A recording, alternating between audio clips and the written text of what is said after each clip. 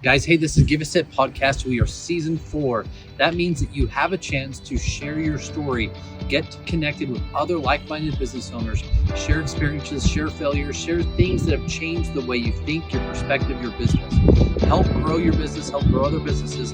This is your chance. We are outside. It's spring in Utah. Yes, spring. That means it can be snowing, it can be raining, it can be sunshine, but we're going to be all outside. Stay tuned. Hey guys, this is Wes Israelson with Give a Sip Podcast. We are out on the course and I've got not only a friend, but someone who's helped our business.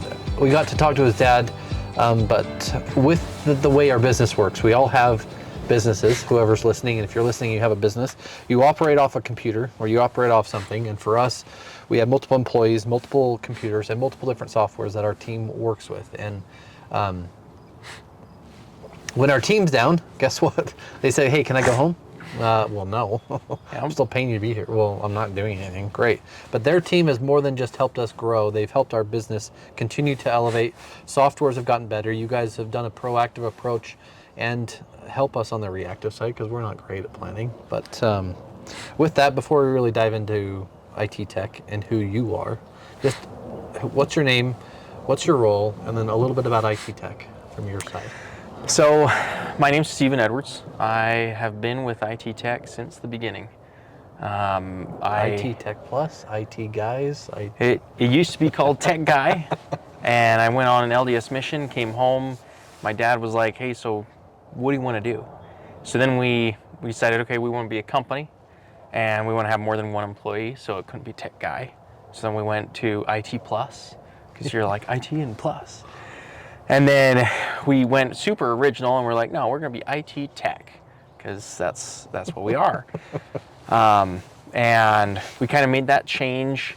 And then we started hiring some employees, started moving more towards the business aspect and supporting companies rather than just that one guy that you call to fix your home computer of making so you can play a game. And it's just grown since that, and it has just morphed in the past 20 years that I've been in it. It used to be one person could know everything. Now you need at least 5 people to even know some things. And it keeps just snowballing and growing. And we've all seen the whole AI. AI is great. It's something that kind of existed previously. It's just not been fully utilized. And has become very monetized in the past couple of years. But that's made things a lot more difficult, because everybody has that tool now. Everybody's using it. Yeah. Some people are using it well, some people aren't, and the bad people are really using it very well. It makes the security aspect a lot harder. Yeah. And your dad kind of talked a little bit about that, but it was just cool to hear that it was cool to hear the aspect of they use the bad AI, and you guys have some good AI that helps combat some of that, right? But yeah. So you're 30 years in this, you said, or 20 years, sorry, into this endeavor, right? Yeah. 20 plus ish. Yeah. 20 years ish into it, and working with your dad. I'm sure that's brought some trials. It's been hard at times. He's stubborn, like I'm stubborn. Yeah. We both are always right. Yeah. But my dad, when he talked previously of like his business. He used to be in construction. Yeah. He was in construction with my grandpa. Mm-hmm. They had a falling out. Yeah. And that caused a lot of issues for him. But one thing that it helped him with was he's not going to let the same thing happen with his son, because it's a father-son business. So every decision he's made has been not just a selfish style decision, how will it help my son, and then how will it help others. Yeah. So that's been the saving grace with that, is we can be heated, but he knows at the end of the day, we have to still love each other and be with each other. So we'll make it work no matter what. And what's cool is you got to see your dad and your grandpa both own businesses, right? Yeah. And I mean, you've been around it forever, and now you are an owner, and you have employees. So it's cool because you've got to watch the company grow. You've got to be a part of that growth and help it. And then now you get to be an owner in it. Yeah. What values, what lessons, what things did you learn on your mission that you've brought into work? One was just sometimes you just gotta not complain and just do it. Not to quote some slogan, but you just gotta just forget yourself, get to work. Life will go on, and that's what I took going into the business. And one thing that I've learned looking back at like the mission is one regret that I had is just have more fun while you're doing it. Yeah. And that's where it sometimes is hard and mission wise, when you're going and talking to people and you're trying to talk to them about your church, about God. And when they rejected it, it definitely hurts, but you don't feel rejected as yourself. They're rejecting your message. Taking the same thing to the IT part is, it's very hard. We internalize it a lot. I internalize a lot. If somebody has an issue, something's not working, I usually take it upon myself of, well, it's my fault that it's not working. But normally it's because they did something, they clicked on a link they weren't supposed to. I mean, we've got tons of stories of that, of you put everything in place and then they just go outside of the realm and do everything in their power to subvert what you put in place for those safety guidelines. So that was a big thing that I learned and that I keep trying to put into practice is, you know, it's work. It's another day. You want to have that passion, but you can't let it tear you up. If you have a client that's done something that they just shouldn't have done, it's not your fault. Yeah. I think there's things you learn, right? Yeah. And I mean, there's a lot of people I've talked to that have been on a mission. I've never been on a mission. Never went on a mission anyway, I should say. But in general, there's a lot of lessons you've learned. There's a lot of no's you've heard. There's a lot of things that have changed the course of your life, right? Yeah. I mean, I know that you didn't just go on I know you're still part of the church and you're actively in it. Yeah. But I've also known that on a Tuesday, random Wednesday, Thursday night at 6 o'clock or 7:30, I've called and you've answered and helped me get into my computer. Yeah. Yeah. And it just happens. I mean, we firmly believe in Murphy's Law. Yeah. What happens at the worst possible time will happen. Always. So you just prepare for it. Yeah. Sorry you're getting rained on. No, you're It's gonna be great. So earlier than your mission, when we talked about it, you built a computer at the age of 8. And I Yes. got the backstory from your dad, and he said, I'm not going to buy you parts. You're going to use all the bad parts and make it work. Yep. So we had a lot of clients that, so it was my dad at the time. He had clients and they just wanted to upgrade their computer. So it wasn't that it was bad parts. It was just they didn't want those parts anymore. So when they did that upgrade, my dad had just put it in the recycle pile, and then I just kind of scavenged through, and I eventually got a motherboard, and I got some RAM, and I got a video card, and I did have to buy one part or one piece of software because Microsoft is Microsoft, and I bought Windows 2000 was the one that I first bought, and I remember it was a big old deal. It was like $30 at the time, just so much for an 8-year-old. That was a lot of money. Oh yeah. So I got it. A lot of lemonade. Yeah. Just kidding. So lemonade, but I ended up getting that and then built the computer, and it wasn't anything fast or spectacular. But I had, after I picked through everything, I had another set of parts. So I built my sister a computer and gave it to her for Christmas. yeah, that's what your dad said. That's what I was going to ask you too. And that was really fun. So built those two computers, and it went from there. It was fun taking things apart. I'm sure he had stories of me taking things apart at his house, and you always have one extra screw that they just you don't need. Yeah, it's like, why'd you give me this extra screw? I mean, I took it apart, I had all the screws, and I put it back together, and I had an extra one. I was more efficient. Damn engineers. Yeah. I could do their job better. And you know, the thing was, the computer still worked. There was no issues. Yeah. So I And if saved there were, extra you wouldn't tell parts. me anyway. I'm just kidding. Yeah. I'm just kidding. I'm kidding. So at a young age, and I mentioned this to your dad, but I want to mention it again to you because I think we talked about it just as it started. Your grandpa was a business owner. Yeah. Your dad is a business owner.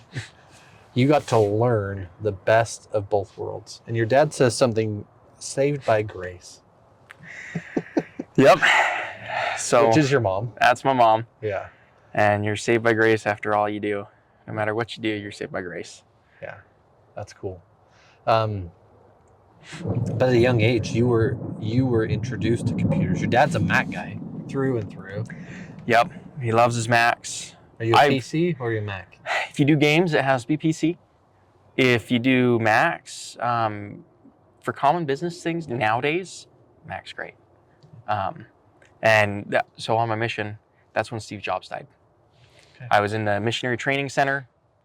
I like to joke that I wore all black, but I was just wearing a suit. I couldn't wear anything else. But I was very depressed when I found out because it was a Dear John of letting me know, yeah, Steve Jobs died. Oh. And that was a sad day because the nice thing about Steve Jobs was he was an innovator. And he didn't care what the norm was. He was a matter of, well, this is how it's going to be. The iPhone is a great example of that. They had smartphones, but you had a Palm, like the Palm Pilot, the Windows smartphone. You had a stylus, BlackBerry. Yeah. And then Apple comes out and says, no, this is how the phone's supposed to be. And then Google gets on board, and they were kind of at the same time, but Apple they were a trendsetter.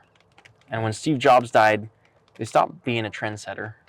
And only, in my opinion, the last couple of years, ever since they came out with their own processor for like the M series, that's when they started getting back on that trajectory of being a trendsetter. Okay. And I've got a MacBook Pro, that's my daily driver. And then I do have a Windows PC that's a desktop. It's nerded out, it looks really cool. I would imagine. Yeah, just has to, that's part of the job. I wish that the software we use for our drawing software would work on even our pricing software would work on a Mac, because it would be a little easier, right? Yeah. What is it about computers and IT that you came home from your mission and you're like, no, I want to do this thing with you? Like, I just want to do it. I think I was just always drawn to technology, even on my mission. My mission president, he was in a conference, and they knew that I was a nerd, I was a geek. And so at one time he was in a mission conference, something wasn't working with his computer. So he calls me up, and it was on a preparation day. And he calls me up, and I go, went to his computer from a different city, hopped in, fixed his problem. And it's kind of like golf. You catch the bug and you can't stay away, even though it can tear you apart and irk you so much. But you're out in the middle of it was sunny this morning. Yeah. You're out in the middle of the rain playing golf still. Hail, just because it's fun. So you had the bug. Still have a bug. Not like a virus bug. Yeah, we're all bugs, don't worry. Yeah, but what do you love most about it now? I mean, 20 years of doing it. Yeah, I think the thing that I like the most is you get kind of a rush when you solve a problem. When you find something that it was not working, and you're able to fit the pieces together to make so that issue you were having before has now been taken away, and you just created more time for people. I think that's probably what I like the most, is just that creation of time or extension of time for people by using technology. Yeah. And I mean, you've been in it enough to see all the changes, technology's changed much. Software's changed, and let alone businesses adapted and changed, and the way businesses work now it's all different. With all of those things, what do you see that's most common that businesses don't do well, or that they forget or they lack in the realm of IT or like service, let's say? I think one thing is when they look at IT, they see it as just another thing that they have to pay for or that they have to do. They don't really have a budget for it, and they refuse to do any type of budgeting for IT. Yes, we do. Yes, Yeah, we do. it just happens, and it's when you look at it and you see like a car or something, you're going to buy a nice truck for your business if you're hauling equipment. Yeah. Because you don't want that downtime, and if you can't take that truck and drive somewhere, you're not making money.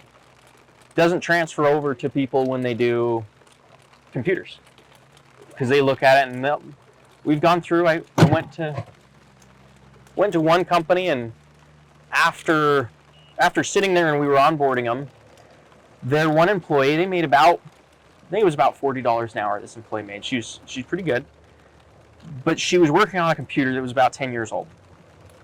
While I was helping her with her computer and getting it onboarded with security and stuff, took about 2 hours. Normally it takes about 30 minutes. So it just went way longer than it should have. During that process, I watched her take a smoke break every time her computer slowed down. Which, a smoke break, you do you. Yeah. But she took about 3 or 4 smoke breaks in that course of 2 hours. Oh, cow. And each smoke break was about 15 minutes. Wow. So when you do the math, you're looking at, 4 times 15, you're at 1 hour there. So your hard cost was just $40. Not to mention her billable hours or billable rate that she could have done. Yeah. And that was just in a 2 hour period of time. So you just multiply that by 5 days, you're looking at $40 times, just say it's 1 hour of wasted time by that computer a day.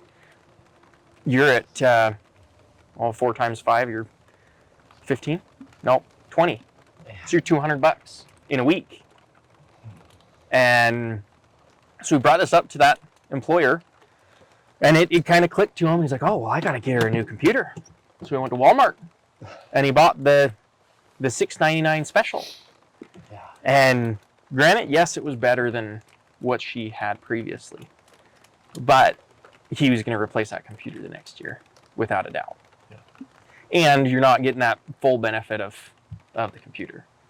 So that's what I've seen with a lot of companies, that we try and save an extra $50, $100 just to save that monetization, because that one-time fee is really expensive. Yeah. But when you look at it, it's not all that expensive. $50, you have an employee that's making $40 an hour.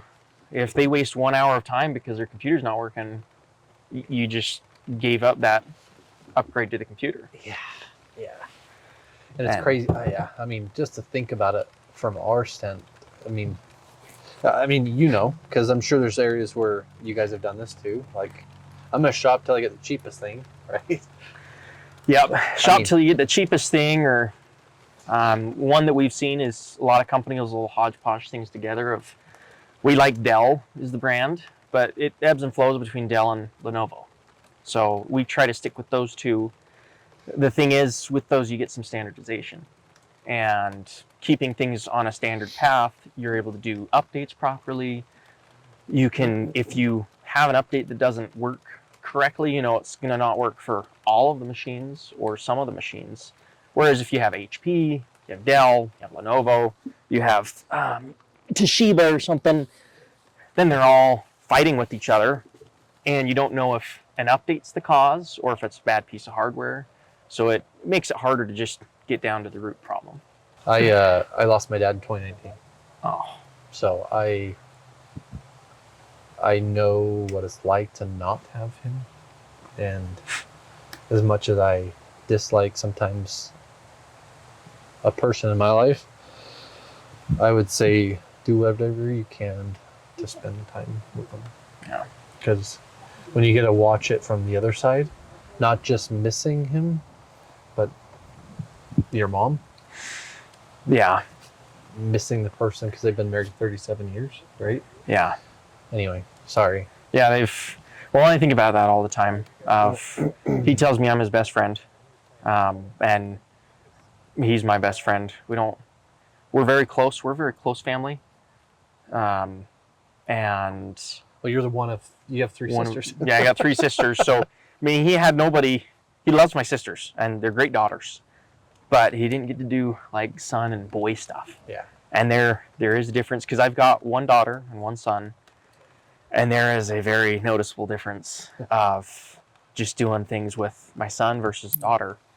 And both of them are great. It's just doing the boy things is more fun, at least to me. And I know that's for him. And so I was homeschooled, going to like a little bit farther back. I was homeschooled since the first grade. Yeah, but your mom was a teacher. Yeah, she was a teacher. Well, your dad, we call it mentor, but yes. Mentor. Yeah. And so she was a teacher, and she was really against homeschooling. Wow. And then she went to a conference, and she was mad. Well, what about the socialization for the kids? And because that's what she saw in school, and she's like, well, they got to be socialized. Yeah. And somebody came back to her, and they're like, oh, we socialize our kid. We pull them out, beat them up, take their lunch money, shove their head in the toilet, flush it. They get their socialization. And it was so abstract and so right field that it came out of. But it kind of hit home to her of, oh yeah. And then all the wasted time that happens, and nothing against teachers. You have like 30, 40 students per teacher. It's just hard for them to stay on top. So that's why she went homeschooled, and I'm pretty normal. Let's say I'm cool. I'm normal-ish. I am a computer guy, so I kind of fit that norm. Just slid into it. But What if we asked your wife? What's your wife's name? Sophia. Sophia. What if we asked Sophia if you're normal? Oh, she'd say I'm weird. She definitely. She'd say it straight to my face. She thinks I'm weird. My wife would say the same, so it's okay. She'd say she loves me, but she'd say I'm weird. Yep. It's okay. Yeah, she'll say I overthink things a lot. That's something I definitely do. Is I just overanalyze, think about things way too much. Really helps on the IT side. You get a problem that gets rooted in there, I can't stop thinking about it until it's solved. Yeah. But yeah, it definitely helps with that. And as we were talking with Boston, who's into business brokering and stuff like that, and your dad said potentially one day. One day you're going to be the sole owner. Is that what he told you the plan was? Yeah. We were both going to just sell at the same time, and I moved to the Bahamas and retire there. So I don't know what you're getting from him. Well, I mean, I did not ever hear that, but the period of time to sell and move to the Bahamas, depending on what age you are, right? I don't know how old your dad is, but there's a point that Boston said that brought up really well. I mean, could he ever sell? Could he ever get out? Yeah. Because it's ingrained in him every day. Yeah. Well, and I could see him switching to something else, but I don't think he could be done and just relax. Yeah. He'd be doing some sort of thing, and his is he's a really good project manager, somebody that can see the whole concept of a project or something and then see it all the way till the end. He's very good at. And that's why consulting really kicked in for him. But I could see him selling and then becoming more of a business coach or a consultant. But one of his dreams that he wants to do is go on like a elderly couple LDS mission, and wants to go with my mom and just go and kind of give back. And he had a really good experience on his mission. He went to Florida, and he was a workhorse, and I think he just wants to go back and do that. It's a lot simpler. You're just going and helping people. Yeah. And I mean, going back to IT tech and business and life, first question I'm going to ask is, like, what are 3 things businesses today need to do? 3 things businesses need to do. Number 1, you need to train and keep training your employees on cybersecurity. And people need to understand, companies like us exist. We're there to help you. We put tools in place and we try to help as much as possible. Or you drive the car without any relation to thought of damage or anything that way. You're going to get in an accident and you're going to get harmed. Yeah. So that's the big part, is making sure each employee knows they're in charge of that IT security. Like, we give them tools, we do everything in our power, but they're holding the reins. I'd say the second part is establishing a budget for your IT. You don't necessarily have to be on it at the time. You don't have to follow it rigidly, depends on the size of your business.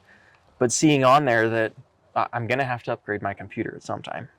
I'm going to have to get new tools. I'm going to have to buy some new software. No matter what you're doing, you're going to have to spend some money. So averaging it out or getting on a budget so that it's not all at once that, I got to spend a whole bunch of money, but making so that it's kind of set apart each day or each month. And then the last is figuring out how to utilize technology to beat out your competition. That's one we're seeing right now with AI, this whole AI wave coming. It's not a matter of if it's going to come and pass or if you should have to use AI. You got to figure out how to effectively use that piece of technology to set you apart from your business. Can AI be used for every business? There's some businesses that, it doesn't have a super good use case, but there's a book that I'd say it's my favorite book. It was written by Dan Martell. Okay. And it's called Buy Back Your Time. Yes. And as like a business owner, business entrepreneur, you see it and you're like, hey, I got to buy back my time. You only have 24 hours in a day. Yeah. You may only have 8 hours in a day that you can actually spend. So what AI does is, if you utilize it right, you can really accentuate that book into AI rather than getting a new employee. You can use it to buy back that extra 20 minutes that you're doing in a meeting and you're doing meeting notes. Now, if you had an AI transcription going, you can have it do that AI summary. Instead of spending 20 minutes at the end of the meeting, you can spend 3 minutes just to go, you trust AI, but you verify it. And you'll see on there, oh, yeah, it did it right. Then you adjust it and you keep training it. Yeah. And that's like step one that a lot of people can see benefit from. But then you can get into deeper parts of, you have companies that have SOPs. Mm-hmm. You'll build SOPs for your employees. Well, some AIs, if you do Microsoft Copilot, you can take all of those SOPs, say they're in your SharePoint library, or even a public-facing library that you can use. You can train a Copilot agent on that SOP and make so that your employees can just have a link to verify on that SOP. So if they have a question on, hey, am I supposed to do X, Y, and Z? Instead of calling you up, they just go to that chat agent, check with it first. You just bought back a 15-minute phone conversation. Wow. I didn't think about that. Those are what we see in just a lot of the businesses. But then you get into coding. That part becomes really nice with AI. Instead of looking through an entire piece of code trying to figure out, okay, where's that semicolon that's supposed to be a colon? You put it in there and it can pop back and, for the most part, kick back. If you know what you're doing, you'll find that error. And then that's where the security aspect kicks in. If you want to make sure that you're in charge of where that data is going. That was a big thing during COVID when people were sent home. And then AI started getting pushed out. ChatGPT became a really big thing. And some of these companies like Adobe, they had their software engineers were doing a really good job because they were copying that code, pasting it into ChatGPT. Problem is they were using patented or intellectual property, certain code that was not publicly available, which when they put in a ChatGPT was now publicly available. And if there was a data dump on ChatGPT side, now you could see all of that code that Adobe had that was proprietary. So it was a good thing, but utilized incorrectly kind of goes bad. That's crazy to think about. I was telling your dad that I have Otter. I have Otter as the AI app for the meetings. Oh, okay. Summarizes kind of the meeting, like you said. Yeah. I can go back and ask it, summarize this meeting or tell me what this person said or whatever, right? But I use a app called, I like to journal as an owner, a person in general. I like to write. So generally when I talk to people, I write down a bunch of stuff. Oh, okay. I use something called Xnote that is a camera pen. Okay. And each page has a signifier in the app that, anyway, But now it's got chat built into it Yeah. to where I can say, hey, what did page 188 say about this thing, or summarize this page? And anyway, Yeah. so there's a lot of things that I'm trying to utilize, but even for our team and within HubSpot has its own AI agent. Now, obviously, Gmail does, but yeah, they have Gemini. Yeah. Yeah, and then Microsoft has their Copilot, and it's really a lot of companies, and that's the hard part too, is a lot of companies have just come and rebranded their software. They're like, oh, it's AI now. It's like, no, it's not AI. It's just the same thing. You just put AI on it. yeah, it's a big thing on social media, it seems like, right? Yeah, there's all this new AI stuff, and some of it can be really good. And learning how to prompt it and learning how to work with it, thing that I love to do is on Windows, you can do the Windows key and the H key at once, and that's going to open up the voice, the transcription from your microphone. So you can just talk to type. So what I'll do is I'll just open up ChatGPT or Copilot, and I'll just start talking about what I'm trying to accomplish with it, and then I submit it. Or if you want, most of them now have a conversation dialogue that you can have as well. But I found, I'm really bad at articulating my words. So I'll just do a wall of text with it and have it summarize, and then I can tweak it and it makes it a little bit better for me. But I've really liked the Copilot side on Microsoft, and that's where it comes back to companies having budget, looking at technology as just a cost that they have to do or something that could make them more money. Yeah. And Copilot, their license isn't cheap. It's $30 a user per month, and you're committed for a year to do it. So when you look at it, if you do the hard math, you're like, well, so that's $360 that I'm spending and just wasting on it. But if you look at it like you do, with Otter, you're spending X amount a month for it. You're wasting that money. Yeah. Or how many meetings are you having? How long would it take you to go and get those notes? Do you look professional at the end of the meeting, sending that summary of notes, your action items, everything to the customer? Does that make you look good? Does it get you more business or win you that business over? And if you're doing more than 5 or 6 meetings a month, that's 20 minutes a meeting that you have to then compile your notes. You're looking at an hour or two that's been saved. That's should be worth $30. What else can I highlight about you guys? Like, I wanted to go into proactive versus reactive, software, ability, people, work from home, remote stuff. Yeah. Probably a big thing is companies that just, I mean, you know your business. Yes. You got into doing furniture, and that's your passion.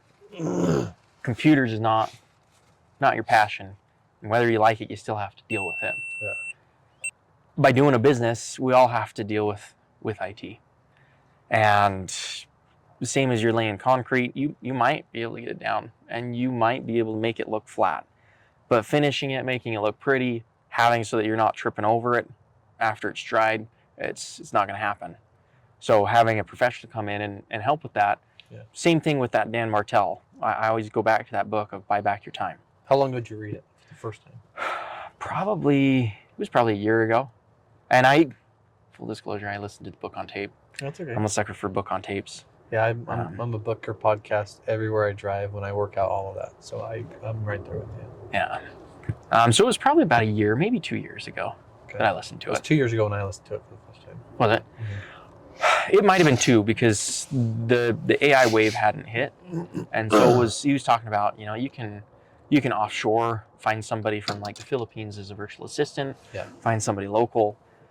But I firmly believe if he were to do the book now and rewrite it, it would all be about the AI portion of the Buy Back Your Time. Yeah. Because it's a cheap way, $30 to get back several hours of your time. Yeah. Very quick and easy. Yeah. And the time, I mean, since we're talking about time, it's the same thing that you and Elon Musk and I have. We all have 24 hours in a day. There is no difference between us that way. Yeah. There's a lot more zeros in his name than ours, right? Yep. But the concept's still the same. And you have children. So you know when I say you can never get back the time you have with your son or your daughter. You can Yeah. never get that back. Yeah. So if you're running a business today, you have multiple employees today, or you have your computer that crashes, and then you're panicked, and now you're working till 12 or 1, 2 in the morning because you have something that has to get done because you didn't have the right service Right. or right IT company providing you a proactive approach. That time is something that's You'll you never pay get a back. lot more money than $30 a month. Yeah. Yeah. And especially if, heaven forbid something were to happen to your kids and Oh my gosh. you were to lose them, or family member passes away, you don't get that time back, and you can't do anything to go and say goodbye, hello. So having that time and that quality time, if you're constantly looking at your phone or constantly trying to get something to work, it's not a good thing. Yeah. You're gonna look back at that, and there's that saying of nobody on their deathbed's like, I wish I could have worked an extra 2 hours each day. So that's what we've seen is a lot of people, and it becomes, we get very just ingrained in working in the business and not on the business, and people taking a step back to look of, my biggest thing is computers get old and you have to replace them, even though they're not broken. And that's one thing that I didn't like about Macs is they just don't break. They just continue working, and it's hard to replace it because you're like, well, it's working, nothing's broken. But then when you get that newer computer, you're like, oh, so it only takes 2 minutes to do this and not 20? Okay. Yeah. And we see that with tons of companies. We've got owners of companies, and they're billing at $300 an hour, and they bought a computer for $800 because it was, why spend more? And they're constantly calling us up saying, hey, my computer's broken, it's doing this, it's not running fast. And we get them to just splurge and buy a new computer that's actually good, and their whole tune changes that, well, why didn't you have me buy a computer sooner? It's never-ending battle of, Yeah. it's not No, working. I can't do this, so you don't understand. And then, oh, why didn't you just tell me to do this? Yeah, we had one company that had 40 computers that we managed, and they were always having issues, people always calling us up. And so we sat down with the owner and we said, let's just try this. Pretend to just listen to us, like pretend that we're the experts, and just do what we say for this year. And one of the stipulations is all of your computers are like 7 years plus on age. So we're going to replace 4 every quarter for this year and just rotate them through, because we don't want to replace all at once, because then it's just a big spend right now, and then in 3 years, a big spend again. Whereas if we just do it every 3 months, every quarter, we have X amount that we're going to spend, you just put it in your budget, you're good to go. And we had a meeting with him probably 6 months ago now, but it had been about a year and a half. We sat down and he's just like, we just don't have problems. It's the weirdest thing. We don't have problems. Do you guys know why? And then it got to be that moment of, well, you listened to us. You bought new computers. You hunkered down on these applications. You stopped trying to save an extra $5 buying this application. You worked on the integrations, and now things are just working. And that was a fun thing to see, is just kind of that dawn. And now they're our biggest proponent of, so what computers do we replace now? What? Yeah. When they go to buy a new tool, they bring us in because we're the experts, and they say, is this something better to do? Because you might do Otter AI, or you might do Copilot, or you might do Gemini. Depends on what you're using it for. It might be that Copilot is $10 more a month per person, but it integrates with everything that you do. Yeah. Now you don't have to buy a second middleware piece to tie the two together. It's already built in. Yeah. Yeah. And I mean, there's a lot of valuable points in there. And there's some things that I want to bring to light too, because talking with Boston, with your dad, and now you, do you know that companies that generally build their business, owner operator, are a 2x multiple when they sell? 2 to 3, let's say. If you have a managing team, then you can be 3 to 4, kind of rough numbers.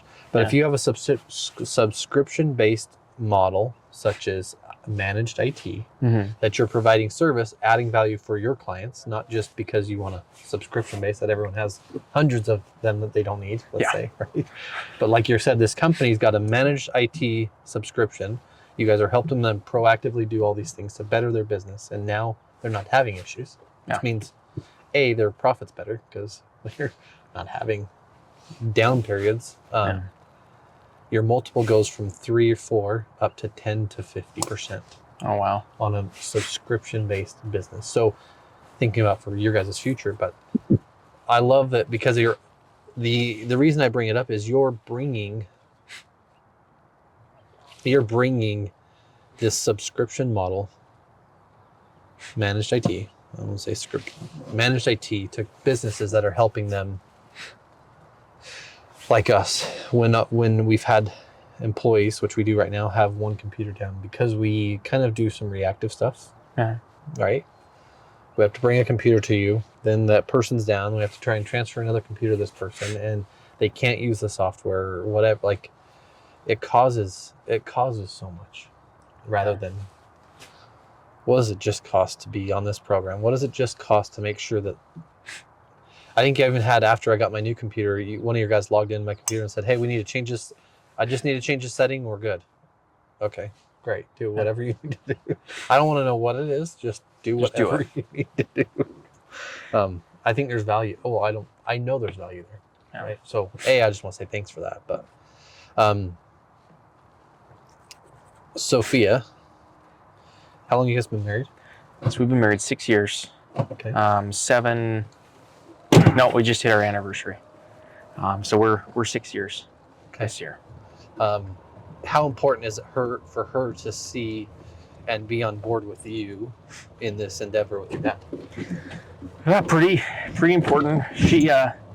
So she's very, very supportive, and she helps me through because, there are times we help people with their computers, and when something doesn't work, we're not stopping until it's resolved. And it could be the weekend, it could be just in the middle of the day, or it could make so that our days are a little bit longer. So she's very supportive on helping with that. It means a lot when she's on board. Yeah. And I think it's valuable that again, I ask because your mom's been on board. Saved by Grace has been on board with your dad. I mean, sorry, Grace. You've been on board with your husband for so long, and even in that transition when he went from, I'm not doing construction anymore, I'm just going to do, I don't know what, but I'm doing something. Yeah. It's super important that you have a support system. What does success look like to you with IT Tech? So success for me for IT Tech would be that we're making a difference for other companies, making a company expand and grow and not be hindered by technology. That'd be the business side of success. My personal side of success would be so that I have a team of employees that are able to take on anything that comes up. I'm not taking any calls at night or on the weekend. Somebody calls in, they've got it and they can help with it. And I could travel around the world with my family and kids and I want to show them the world, show them things. My son Matthias, he's 3 years old, and everything is just magical to him right now. Yeah. So taking him and showing him getting to like beaches of Hawaii and showing him the ocean. I remember my parents doing that. That's what I would deem success, is being able to just say, you know what, I'm not going to go into the office today. People have it covered. I'm going to take my kids on a hike and spend time. Yeah. I think that's great.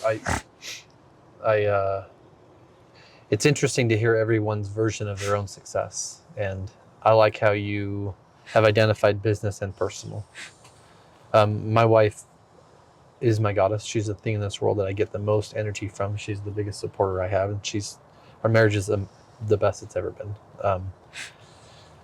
I think it's crucial, as a person in general, to have a great relationship with your spouse. But I believe that how you treat her, your children see, and it's going to propagate, or it's going to create how they interact with their families as they grow. One day when they are old enough to have a family, and it's also how you treat your team. Yeah. Because I know you are a big in faith. I know that you're a big person for growth and helping, like even the employees, when I've had issues with your team doing something, you've jumped on and helped, and then you've let me know what exactly they did, and I'm going to go back. I'm going to go search the logs. I'm going to go back and make sure that I teach them what we need to do different, right? Yeah. So the education part of what you guys do for your clients and your team, plus your family, I think it's great. I think it's something amazing. I just want to say thanks for that. Yeah. I think that they were supposed to have driven this cart, and no one did. Is there anything else I can capture? We talk about CrossFit and your dad and you going to do CrossFit. Oh yeah. But no, CrossFit's been a fun one. We use it to counteract the nerd. I like to try and look cool. He says he's got old man strength, or that's what you call it, but he calls it roofing strength. He's got some roofing strength. Like he'll throw some people off, especially from shoulder to overhead. You'll get some of these younger guys that are all into CrossFit and they've got all the straps and everything on, and they're trying to just weasel it up, and he just comes and he's like, so you mean like this? Is this? And you just see the person just all frustrated and furious. And he's just like, yeah, I'll just put it above my head. So yeah, he's got that roofer strength, but he also has the roofer's back. Yeah. Being hunched over all the time, and you're doing that twisting, so that's really got him. But he's got some strength, and he's got some stamina as well. Yeah. That he keeps on. There he is. And he's definitely a worker. Yeah. When we built, because anytime we go to do anything construction, he's like, oh, we can do that. So we did an addition when I got home from a mission, and he defines lunch as an apple with some peanut butter. I don't deem that as lunch. I deem that as like, a snack. Yeah, it's my 10 o'clock snack. Yeah, that's like a 10 o'clock snack, or like that's second breakfast. It's not lunch. But he could go the entire day and be like, oh, I haven't had lunch? Yeah, I'll just have an apple. And he's like, I'm good for the next 8 hours. And he'll just keep going with it. But that's also helped him with CrossFit, is he doesn't stop. He gets into that zone. I'm a little bit more weak sauce. I let it get to my head. I'm like, I'm tired. I'm gonna be done now. If we were to ask one question before we kind of wrap up. Yeah. Let's say you're talking to a business owner today who obviously is getting a new computer or getting new computers for their team, but you know for a fact they're going through a struggle. Like, hey, I can't pay for a new computer, but I need it. But they're struggling, and that they're going through something. Through the 20 years that you've been watching your dad growing this business and being a part of this business, now being an owner, what would you say to them when they're in that almost dark period? This too shall pass is the first thing. Like, it's to go Batman. It's always darkest before the dawn. Gotta throw something nerdy in there. But it'll pass. But also take a step back and look and see, why are you in this situation? Why are you having these issues? Some of it could be that you keep saying, I don't need to do a new computer. And you're stuck in this spot because your computer broke down. You had to work 6 hours over the weekend so that you could make up for what was lost. And then it crashed again on Monday right before a meeting. Maybe it's the one thing that you do have to actually make the purchase of and bite that bullet to make money in the future.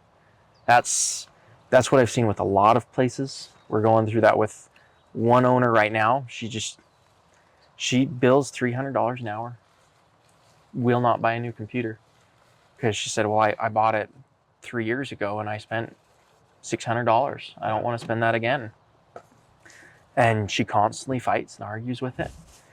Take that from me. Oh, But guaranteed, the moment she buys a new computer and buys the one that we tell her, this is what you need to do, she's gonna be frustrated at us that we didn't make her do it earlier. Yeah. So sometimes that bullet, you just need to bite it. And the computer is, you got to look at how long do I spend my time on there. Maybe this is the one tool that I should actually spend the right amount of money on so that I'm not wasting time.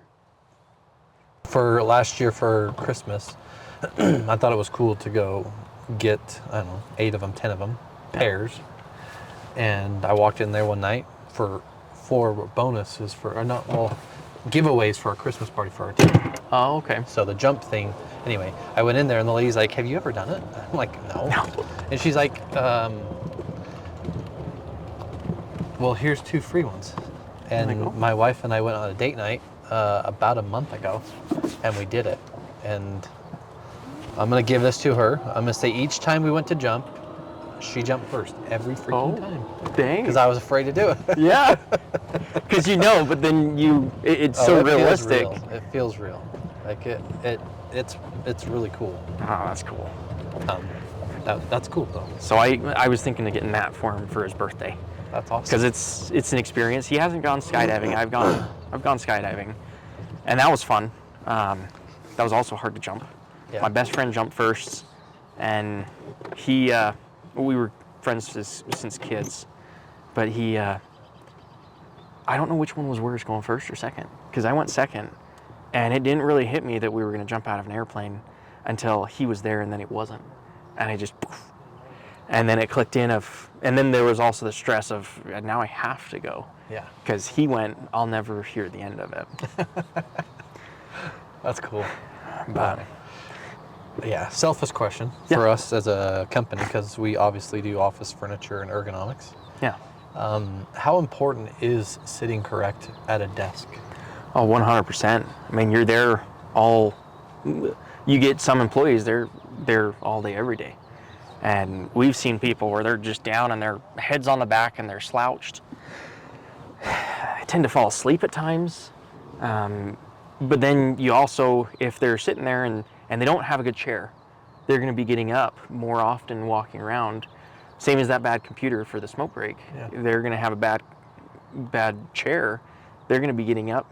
They're not going to be thinking as positively, and they won't be as focused. So you're not going to be as efficient. And down the road, depending on how bad they're sitting, they could develop some issues with their back, and just even issues with their wrists if they're sitting incorrectly. Yeah. Mm-hmm. They're not going to be as efficient. So chair is a fantastic thing. Ergonomics. You guys have given us, or we bought the sit-stand desks, Mm-hmm. and I think we even got the chairs from you guys, and I hate sitting in other people's chairs because you sit down and you're like, oh, it feels gross. Yeah. And then the sit stand part, you sit at a desk and you're like, you're stuck here. You can't stand up. So yeah, super important. Very non-selfish question.